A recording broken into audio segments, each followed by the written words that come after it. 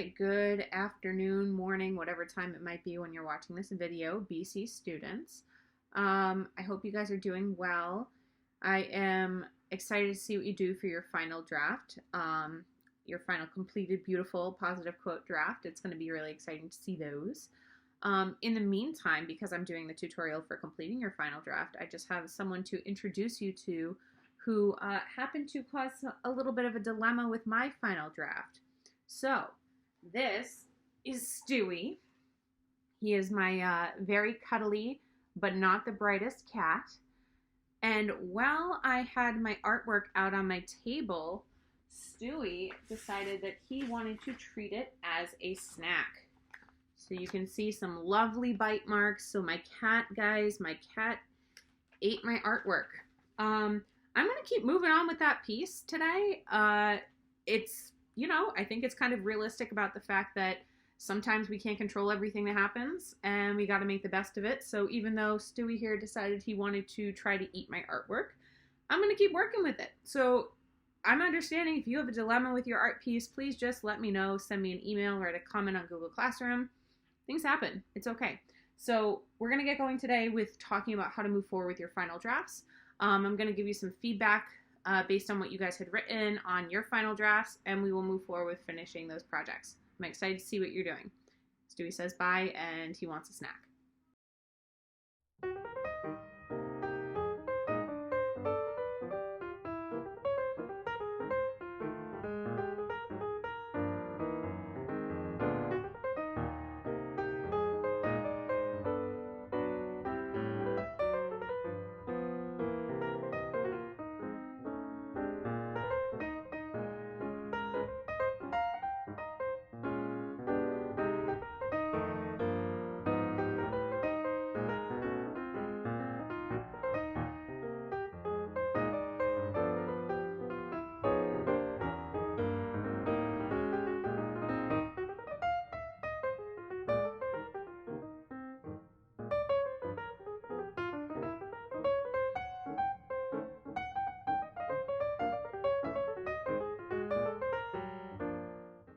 Okay, good morning, afternoon again.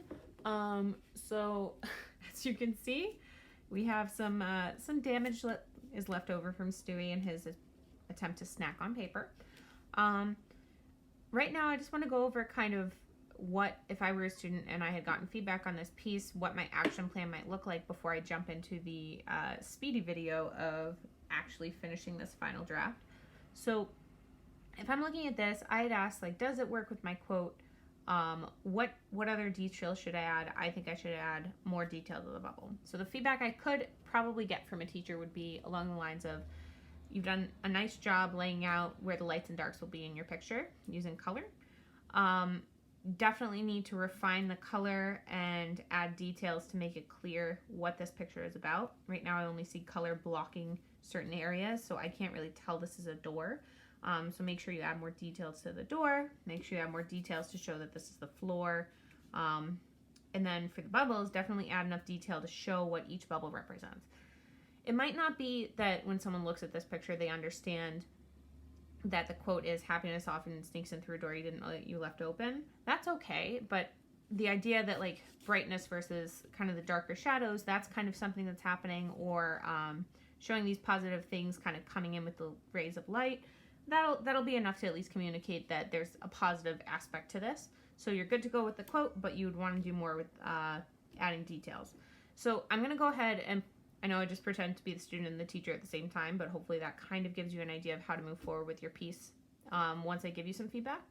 I'm going to go ahead and put this into fast forward mode and show you kind of how I'm doing some certain things. If you want specific techniques, like if you're happen to be doing a painting for your final and you want to get specific techniques about what I show you with my piece, let me know in a comment on Google Classroom and I can help you work in details or teach you how to mix colors, teach you how to layer, teach you how to blend. Same goes for any materials you're using. If you're doing collage, some of you have been doing beautiful collages, really nice detailed drawings. Even if you just have lined paper and a pencil, as long as you're putting the time, detail, and effort into it, you're going to do just fine. So just keep in mind that you're trying to relate to your quote and trying to show a lot of detail and trying to be nice and neat and polished, okay? All right, so I'm gonna go into speedy mode here in a minute and you'll see what this looks like as a finished piece, including, you know, lovely cat bite marks. Life happens, it's fine. All right, guys, can't wait to see what you do. Okay, students, so I was working on progress for my final draft. Hopefully you see the speedy mode that I put it into. Based on some of what I was hearing on parent-teacher conferences, family conferences this week, I know you guys are getting a decent amount of work from your other teachers. I speak with them frequently. So I want to make sure that you're able to put enough time into this, but you don't feel rushed.